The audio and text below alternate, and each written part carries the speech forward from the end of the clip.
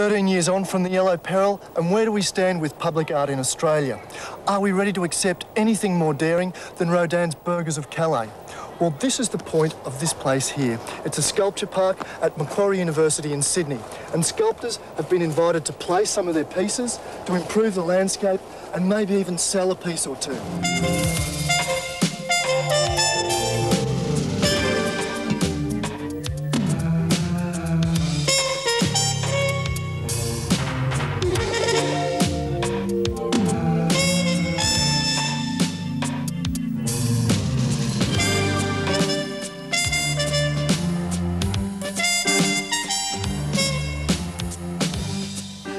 At first, the university population mistakenly thought that these sculptures were being all paid for by the university. And it took quite a lot to convince them that the sculptures were all lent. They were not paid for. The university certainly has come to the party to help with the installation, and they've done a great job.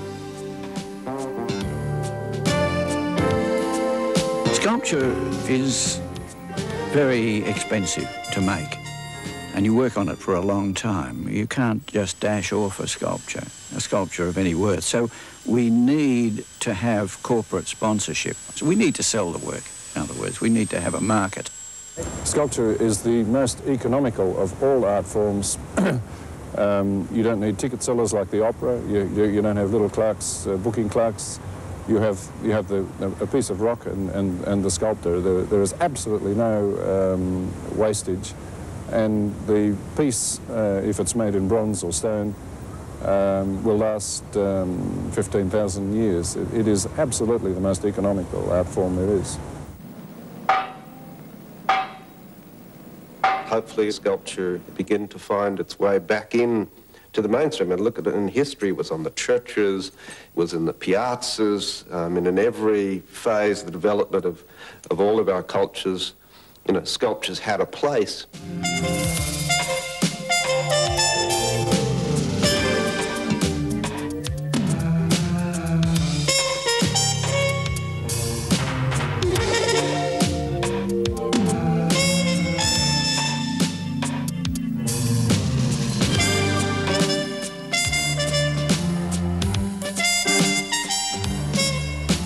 Did you find it a bit disappointing that students were at first antagonistic to sculptures?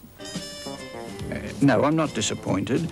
People are naturally sceptical about something that they don't understand. But I must say, 12 months later, the sculptures are almost 100% accepted. It gives me great pleasure to see students leaning against sculptures while they're having their lunch or studying. There's a lot of expectations that people are to use sculpture because it's a thing in the world. And I think this might come closer to the heart of some of the issues. Sculpture is a painting, if you like, is the illusion of something. So it creates its own world in a safe place on a flat canvas on the wall. Sculpture is a thing that exists in the same world as furniture and people. So it's a much more tangible thing, and people actually seem to confuse sometimes the idea that because it's a real thing in the world, it has to be of some use. What people like this have in common is not sculptural form or even an arts manifesto, but just a strong belief that if they don't do something for their own art form, that no one else will, and opportunities for Australian sculpture will vanish.